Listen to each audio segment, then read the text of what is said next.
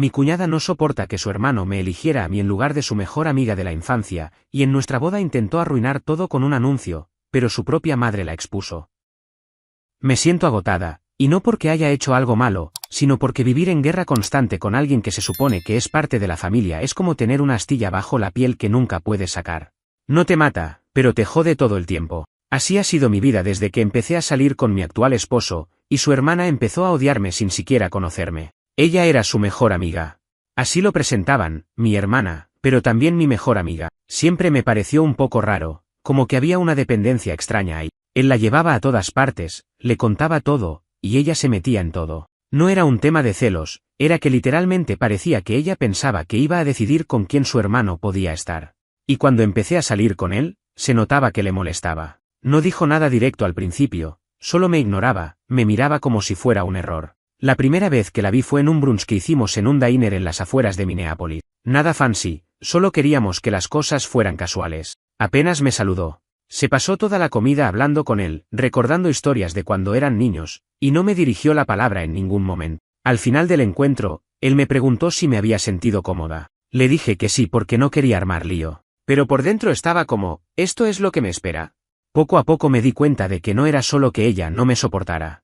Era algo más. Más tarde entendí que todo venía de una historia que él no me había contado al principio. Su hermana tenía una mejor amiga desde la secundaria, con la que ella siempre había querido que su hermano se emparejara. Según ella, eran el match perfecto. Se conocían de toda la vida, tenían los mismos amigos, las familias se llevaban bien, y aparentemente, esa amiga también estaba interesada. Pero él nunca sintió lo mismo. Para él, esa chica era como una prima. Cero química. El problema es que nadie le avisó a la hermana. Ella estaba convencida de que ese romance iba a pasar tarde o temprano. Así que cuando llegué yo, no solo me vio como una intrusa, sino como la que arruinó su plan de tener a su amiga como cuñada. Y lo hizo saber. Comentarios pasivo-agresivos, bromas que no eran bromas, comparaciones con su amiga tipo, ella sí sabe cocinar o, ella es súper organizada con su vida, no como otras. Todo eso lo soltaba cuando estábamos todos juntos. Y lo peor es que lo decía como si nada, con una sonrisa falsa. Las cosas se pusieron peores cuando nos comprometimos. En ese momento, ella dejó de disimular. Empezó a hacer comentarios públicos sobre cómo nuestro compromiso era muy rápido, cómo él se estaba dejando llevar, cómo algunas mujeres saben manipular a los hombres para conseguir lo que quieren. Ya no era un tema de sutilezas. Era odio directo. Mi esposo se hartó un par de veces y le pidió que se calmara, pero siempre terminaba con un así es ella, hay que entenderla. Yo ya no quería entender nada. Hasta que una noche me llamó su madre. Me sorprendió porque nunca me había llamado directamente. Me dijo, y cito, solo quiero que sepas que no todos pensamos como mi hija. A mí me caes muy bien. No quiero que creas que somos todos así. Me quedé helada. Sentí alivio, pero también me di cuenta de que el nivel de toxicidad estaba más alto de lo que pensaba. Que su propia madre se sintiera obligada a llamarme para disculparse por su hija era una señal gigante. Esa llamada fue el principio de todo lo que vino después. Después de esa llamada de la mamá de él, todo cambió de tono. No mejoró, solo cambió de nivel, como si ella, la cuñada, se hubiera dado cuenta de que ahora no solo me tenía que aguantar, sino que además sus propios padres me estaban validando. Y eso la hizo explotar. Ya no era solo fría o cortante, se volvió descarada. Cualquier reunión en la que coincidíamos, ya fuera en casa de los padres de él o algún evento familiar, era como entrar en territorio enemigo. Y lo peor es que ella no se escondía, te miraba como si fueras un error del sistema. Y lo hacía enfrente de todos, con una naturalidad que daba rabia. Yo trataba de mantener la compostura porque mi pareja decía que mejor ignorarla, pero llega un punto en que ignorar a alguien así es agotador. Y lo peor vino cuando me enteré de la otra razón detrás de todo ese odio. No era solo que no le caía bien o que pensara que yo no era suficiente. Era algo más jodido. Resulta que, desde la adolescencia, ella tenía una amiga del alma, una tipa que siempre quiso emparejar con su hermano. Estaban obsesionadas con la idea. Ella, la cuñada, se lo había vendido a todo el mundo, que su amiga y su hermano estaban destinados, que hacían buena pareja, que era lo lógico. Pero él nunca la vio así. Nunca pasó nada entre ellos. Ni un beso. Ni un intento. Nada. Simplemente no había química. Cuando él y yo empezamos, esa amiga todavía estaba rondando. Yo ni la conocía, ni sabía que existía. Nunca se mencionó. Pero una vez que la cuñada vio que la cosa iba en serio, que estábamos pensando en boda, sacó a relucir a su plana. La primera vez que la vi fue en una comida familiar que ella misma organizó. Y sin decirle a nadie, invitó a esta amiga. La presentó como alguien que siempre ha sido parte de nuestra familia, con una sonrisa forzada. y desde que se sentó, empezó con el show. Se pegó a él todo el almuerzo, recordando anécdotas, riéndose de todo lo que él decía, tocándole el brazo como si eso fuera normal. Yo me sentí invisible, como si no existiera. Nadie dijo nada, ni los padres, ni él, solo miradas incómodas. Cuando salimos de ahí, me encerré en el carro. No quería ni hablar. Estaba tan frustrada que no sabía si llorar o reventar algo. Él vino detrás y me pidió disculpas. Dijo que no sabía que ella iba a invitarla, que se había sentido incómodo también. Fue ahí cuando me contó toda la historia de esa amiga y de cómo su hermana había estado tratando de meterla en su vida desde que tenían como 15 años, y que él siempre le había dicho que no le interesaba, pero que ella nunca escuchó. Después de eso, él le escribió a su hermana. Le dijo que había cruzado la línea, que fue una falta de respeto total y que si volvía a intentar algo así, iba a cortar toda relación. Y lo cumplió. La bloqueó de WhatsApp, redes sociales, todo. Durante semanas no hubo contacto. Fue el primer respiro real que tuve en mucho tiempo. No es que me sintiera libre, pero al menos dejé de sentir ese veneno en el ambiente. Incluso empezamos a avanzar en los planes de boda más tranquilos, sin tener que mirar por encima del hombro todo el tiempo. Pero no duró. La mamá de él nos llamó para insistir en hacer una cena de compromiso. Solo algo pequeño, íntimo, para celebrar, dijo. Yo acepté con una condición, que la hermana no fuera. Ella lo prometió. 3 veces. ¿Y adivina qué? La hermana apareció. Tarde, maquillada como para un evento de alfombra roja, con un vestido exagerado, y sonriendo como si todo el salón estuviera ahí para verla a ella. Fue tan descarado que me dolió el estómago. Se sentó con sus padres y ni siquiera me miró. Ni un hola. Ni un felicidades. Solo se puso a hablar con su hermano de su infancia, como si estuvieran solos. Y lo más patético fue cuando pidió dar un brindis. Golpeó su copa, se puso de pie, y dijo, brindo por esta nueva etapa en la vida de mi hermano, y por tener el valor de conformarse con lo fácil, aunque no sea lo correcto. Te juro que nadie entendía si era sarcasmo, amenaza o solo locura. Silencio total. Su madre bajó la cabeza. Su padre salió de la sala. Yo no dije nada. Solo apreté la copa tan fuerte que pensé que la iba a romper. En ese momento supe que esa mujer no iba a parar. No importaba cuánto la ignoráramos. Esa misma noche, me mandó un mensaje. Sí, a mí. Directamente. Decía algo como, disfrútalo mientras puedas. Hay cosas que no sabes sobre él. Y cuando te enteres, quiero ver si sigues sonriendo como hoy. Yo ni le respondí. Solo se lo mostré a él. Y ahí fue cuando tomó una decisión definitiva. Le dijo a sus padres que su hermana no iba a estar invitada a la boda, que no la quería ahí, que si ellos insistían, ni él iría. Fue duro, pero firme. Sus padres intentaron suavizar las cosas, pero él se mantuvo. Y yo lo respeté más que nunca por eso. Después de eso, hubo silencio. Y no el tipo de silencio que da paz. Era ese silencio que uno siente antes de una tormenta, como cuando todo se queda demasiado quieto y sabes que algo se está gestando por debajo.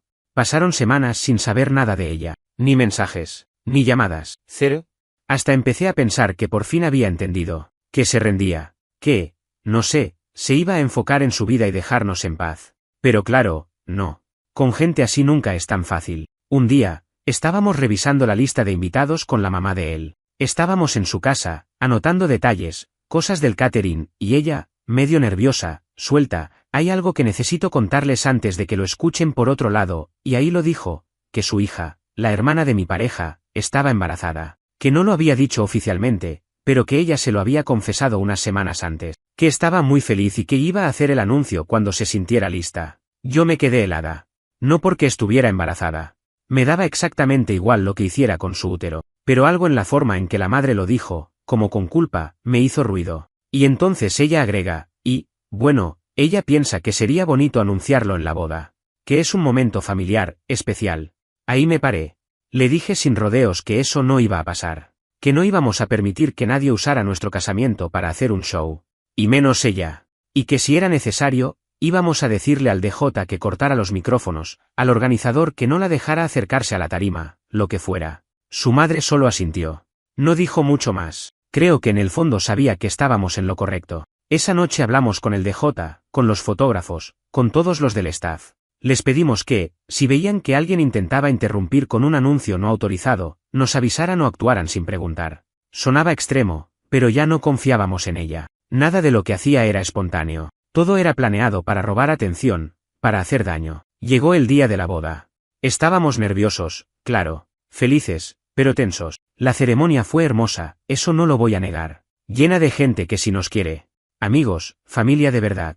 Todo fluyó bien. la comida, los votos, las fotos. Pero cuando entramos al salón del evento para la fiesta, la vi, sentada en una mesa, al fondo, con una sonrisa forzada, con un vestido blanco, en la boda de su hermano. Yo ya sabía que iba a intentar algo, lo leía en su cara. Era como si estuviera esperando su momento. La ignoramos. Nos saludamos con todos, hicimos la entrada, brindamos, bailamos. Todo parecía estar bajo control. Pero cuando empezaron los discursos, ahí se vino todo abajo.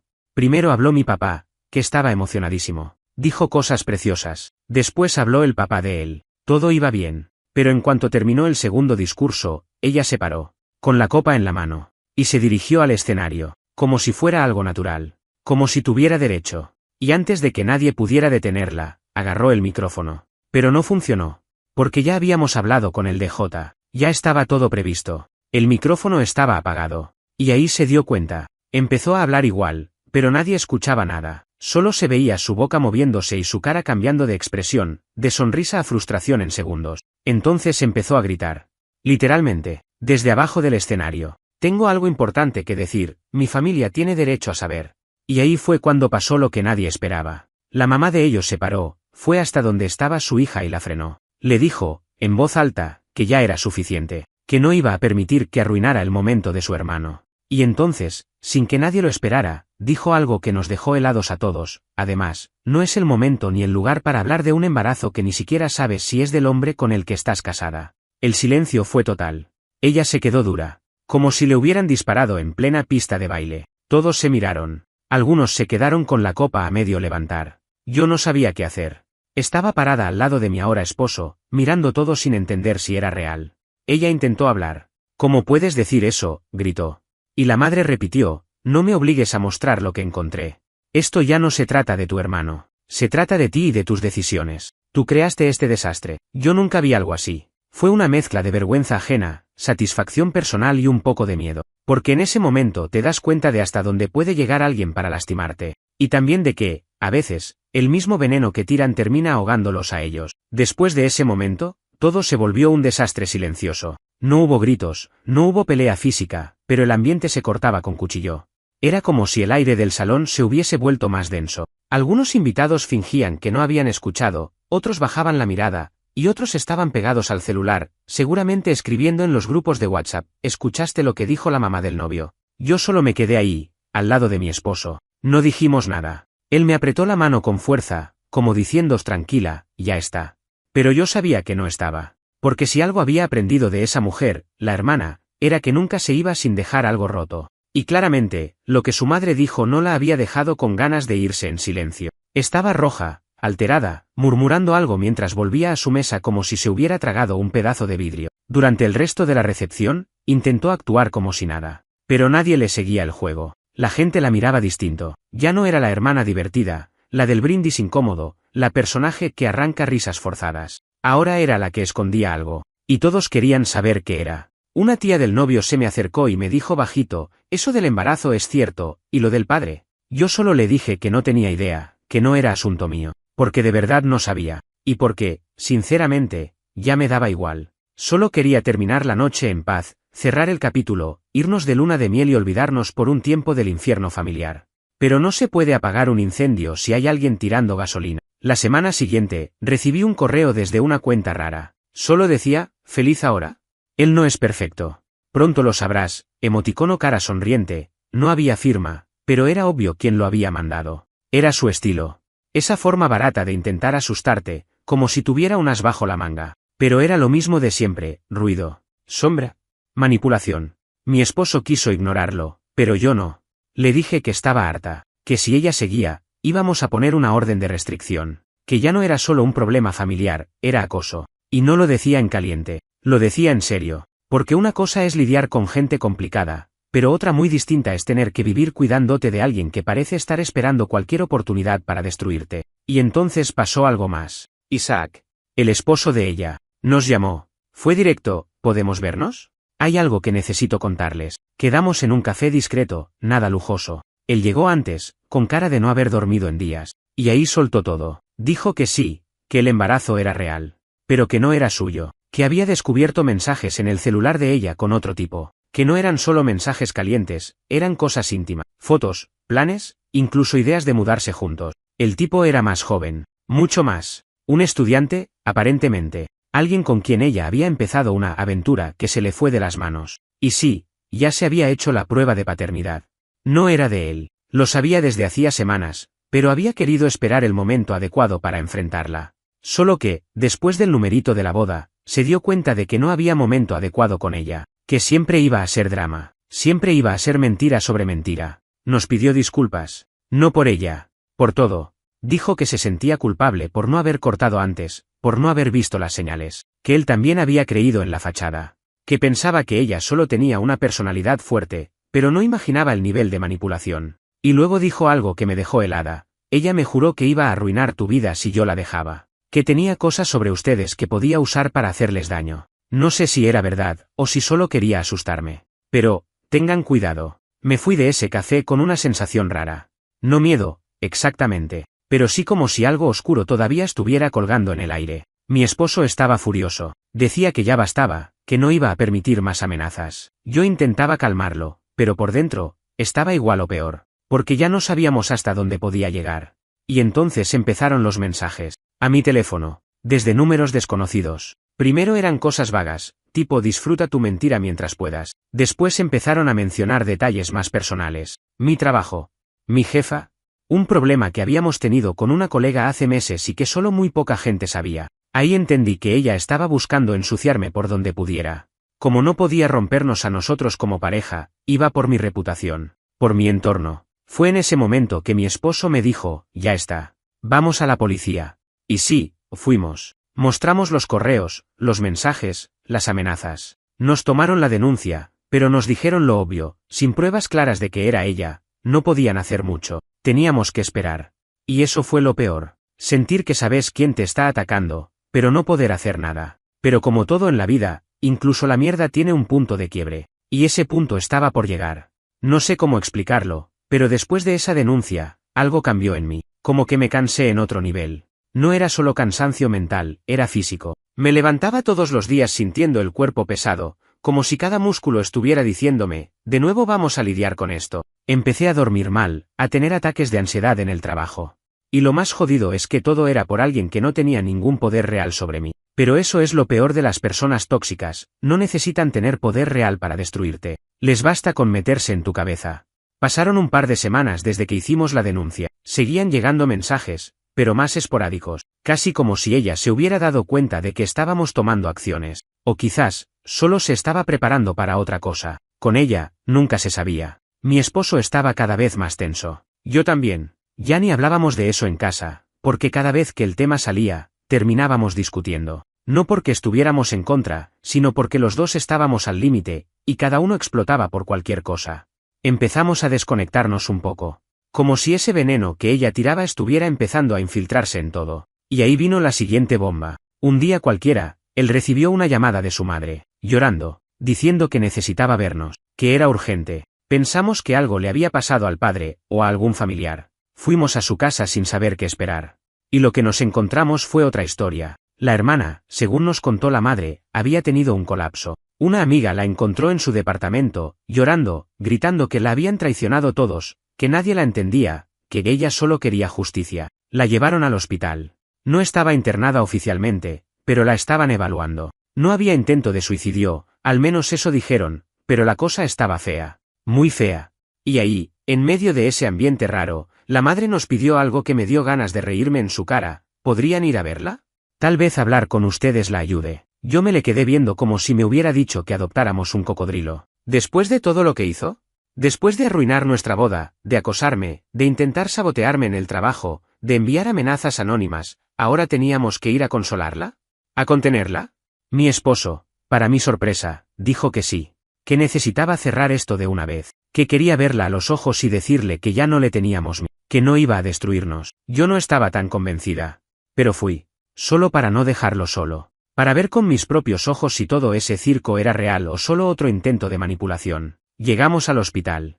Estaba en una sala común, con una bata, sin maquillaje, el pelo desordenado. No parecía la misma. Nos vio entrar y se le llenaron los ojos de lágrimas. Pero no dijo nada. Solo se tapó la cara. Fue la madre quien habló, presentándonos como si estuviéramos visitando a alguien en su cumpleaños. Después de un rato, ella levantó la cabeza y habló. ¿Por qué me odian tanto?, dijo. Mi esposo la miró y le respondió, sin levantar la voz, no te odiamos, solo no te vamos a dejar seguir haciéndonos daño. Ella empezó a hablar, sin parar. Que se sentía sola, que nadie la valoraba, que toda la vida había sido la segunda opción, que sus padres siempre lo habían preferido a él, aunque él nunca lo notara, que esa amiga que ella quería emparejar con su hermano era lo único que le quedaba, una forma de cerrar el círculo, de tener algo bajo control, que cuando él eligió otra persona, yo, sintió que perdía todo, que perdió el rol de hermana cercana, de confidente, de todo, y que ahí empezó a odiarme, porque yo era la que le quitó su lugar. Yo no sabía qué decir, porque por primera vez, todo tenía sentido, jodido, pero sentido. Ella no estaba celosa de mí como mujer, estaba celosa de mí como símbolo, porque yo era lo que le mostraba que ya no era la persona más importante en la vida de su hermano. Y entonces soltó otra bomba, el embarazo fue real, pero nunca quise tenerlo, solo quería que alguien, cualquiera, me necesitara. Y ahí se largó a llorar como una niña, gritaba, se agarraba el pelo. Y la madre llamó a las enfermeras. Nos fuimos de ahí en silencio. En el auto, ninguno habló por casi media hora, hasta que él, con la voz seca, dijo, nunca pensé que iba a darme pena. Y sí, fue eso. Lástima. No empatía.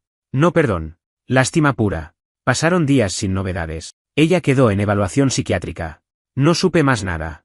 Pero dentro de mí ya algo había hecho clic. No porque todo se resolviera, sino porque, por fin, entendí que no era mi culpa, que yo no hice nada para merecer todo ese odio, que a veces la gente se rompe, y uno termina en el medio de esos pedazos volando por todos lados. Y justo cuando todo parecía calmarse, llegó la citación judicial. Cuando abrimos el buzón esa mañana y vi el sobre con el sello del juzgado, sentí una punzada en el pecho. Fue como si mi cuerpo supiera lo que era antes de leerlo.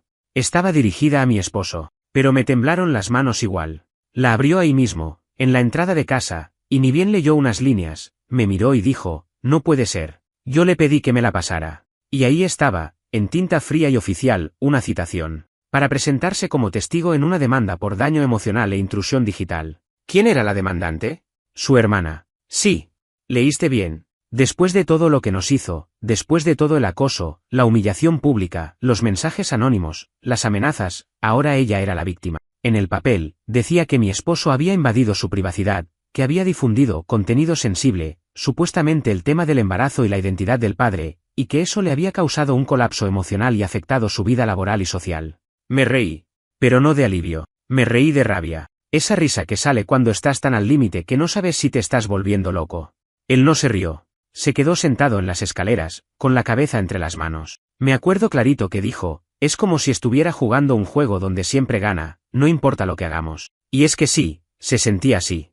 Porque nosotros habíamos hecho todo lo posible para alejarnos, protegernos, mantener la distancia, pero siempre encontraba una manera de colarse, de volver a jodernos. Y ahora con abogados, nos reunimos con uno de inmediato, le llevamos todo, capturas de pantalla, correos, las amenazas, los reportes policiales, incluso la nota del hospital donde ella había sido ingresada. El abogado fue claro, la denuncia era absurda, no tenía fundamentos sólidos, pero eso no significaba que no iba a complicarnos la vida, porque la justicia no es rápida, y aunque estés del lado correcto, igual tenés que pasar por todo el proceso. Y eso fue lo peor, tener que revivir todo, armar la cronología de cada ataque, cada comentario, cada vez que intentó meterse en nuestra vida. Yo no quería volver a pensar en eso. Ya me había costado meses dejar de tener pesadillas, pero no había opción. Si no lo enfrentábamos, nos podía hundir. La audiencia fue un martes, sala pequeña, sin mucha gente. Ella llegó con un abogado que parecía más confundido que convencido.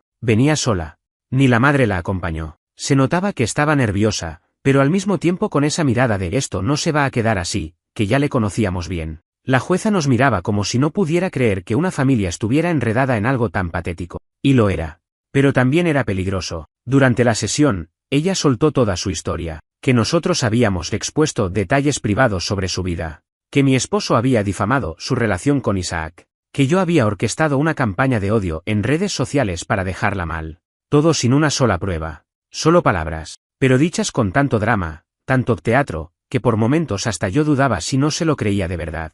Nuestro abogado habló claro. Presentó las pruebas. Mostró los mensajes que ella había enviado desde cuentas falsas, las amenazas, las fotos que ella misma había mandado a su exmarido cuando lo chantajeaba. Fue un desfile de mierda, literalmente. La jueza pidió un receso y cuando volvió, lo dijo sin rodeos, el caso era improcedente. No solo lo desestimó, sino que le advirtió que si volvía a usar el sistema judicial para venganzas personales, podía enfrentar cargos por falsa denuncia. Salimos de ahí agotados, pero más tranquilos. Fue como si hubiéramos terminado una maratón que no habíamos querido correr. Pero ni bien salimos del juzgado, ella nos miró con esa cara que te hiela la sangre, y lo dijo en voz baja, solo para nosotros, esto no se termina así. Y yo pensé, sí se termina, pero no como vos pensás. Esa misma noche, mi esposo llamó a sus padres. Les dijo que había ido a juicio contra su hermana, que esto era el final, que no quería más contacto, que si ellos, en algún momento, decidían volver a meterla en nuestras vidas, íbamos a cortar todo vínculo con ellos también. Fue duro. La madre lloró. El padre se quedó en silencio, pero no lo discutieron. Y ahí fue cuando, por primera vez, sentí que algo se cerraba de verdad. Como si al fin hubiéramos puesto la última piedra en una muralla que tanto costó levantar. No era felicidad. Era alivio. Y eso, después de tanto caos, es más que suficiente. Pero aunque nos habíamos librado legalmente, todavía quedaba el daño. Lo que quedó adentro. ¿Por qué no salís de algo así sin marcas? Después del juicio, después de la amenaza en voz baja afuera del juzgado, no pasó nada. Por semanas. Y eso fue lo más raro. Lo más inquietante. Porque cuando estás acostumbrado a que alguien te esté jodiendo todo el tiempo, el silencio no se siente como paz. Se siente como antesala. Como si estuviera preparando algo más grande. Algo que no íbamos a ver venir. Empezamos a vivir con esa tensión invisible. Íbamos al trabajo, cocinábamos, salíamos a hacer las compras, pero todo el tiempo con la sensación de que algo iba a explotar. Cada vez que sonaba el celular, cada correo nuevo, cada carta que llegaba al buzón, era como un mini ataque de ansiedad. Revisar todo 2 veces, desconfiar de todo, dormir con un ojo abierto. Y eso te quema por dentro, lento, pero te quema. Pero no pasó nada. Ni un mensaje más, ni un correo. Nada. Desapareció.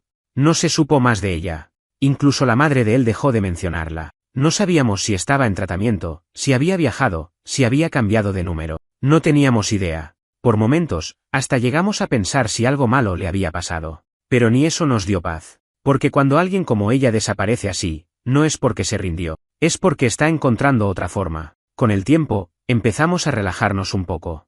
No a confiar, pero al menos a respirar. Recién ahí empezamos a darnos cuenta de todo lo que nos había costado. Nos alejamos de amigos, dejamos de hacer cosas que nos gustaban, postergamos la luna de miel, incluso discutimos entre nosotros más de lo que queríamos admitir. Y todo por intentar mantener una vida en la que esa persona no metiera sus manos. Una noche, ya bastante después del juicio, estábamos cenando tranquilos. Una comida simple, vino, algo de música. Por primera vez en mucho tiempo, nos sentíamos bien. Y en medio de eso, mi esposo me miró y dijo algo que me marcó: no quiero que hablemos más de ella, ni bien ni mal, quiero que no exista. Y le dije que sí, que yo tampoco, porque ya no había nada más que analizar. Ni rencor, ni lástima, solo vacío. Y el vacío, cuando te lo ganas, es libertad. Borramos todo, las capturas, los correos, los mensajes. Ya teníamos copia en el abogado, por si alguna vez pasaba algo. Pero no queríamos más ese archivo negro en nuestras vidas, literal y mentalmente. Limpiamos el disco, y también la cabeza. Pasaron meses, nos mudamos, no por miedo, sino por decisión. Queríamos otro espacio, otro ambiente. Uno donde no tuviéramos fantasmas en las paredes. Conseguimos un lugar más chico, más acogedor, sin tantos recuerdos pegados a los muebles. Decoramos desde cero. Volvimos a hacer planes, viajes, proyectos. Y por primera vez en años, hablábamos del futuro sin esa nube negra encima. Una tarde, volviendo del trabajo, lo vi. Él estaba en la cocina, preparándome algo, como hacía siempre. Y me di cuenta de que, a pesar de todo, estábamos bien. Sobrevivimos. Y eso no es poca cosa. Porque cuando alguien quiere destruirte desde adentro, lo más fácil es quebrarte como pareja. Romperte desde el vínculo más íntimo. Pero no lo logró. Nos sacudió. Nos desgastó. Pero seguimos. Y justo cuando pensás que ya no queda nada más que pueda pasar, pasa. Un mensaje. Esta vez no anónimo. No desde un número desconocido, sino un correo, con nombre y apellido, de ella. Solo decía una línea. Estoy embarazada otra vez. No estoy bien. Y no tengo a nadie más. Si no me responden, voy a desaparecer. Me quedé en blanco. Literalmente. Me temblaban los dedos. Se lo mostré a él. Se quedó mudo. ¿Qué haces con eso? ¿Ignorás? ¿Contestás? ¿Llamas a emergencias? ¿Crees que es verdad o que es otra manipulación? ¿Dónde trazas la línea cuando alguien así amenaza con desaparecer? Esa noche no dormimos. Dimos vueltas en la cama, repasando todo, pensando si teníamos responsabilidad, si debíamos hacer algo. Pero al final, él tomó el teléfono y llamó a su madre. Le dijo, mira, si sabes algo de ella, ocúpate vos. No quiero saber más. No vamos a involucrarnos de nuevo. Esto ya pasó el límite hace rato. Y cortó. No sé si fue lo correcto. No sé si ella estaba diciendo la verdad o no. Solo sé que, esa vez, no me sentí culpable. Me sentí, cansada. De todo.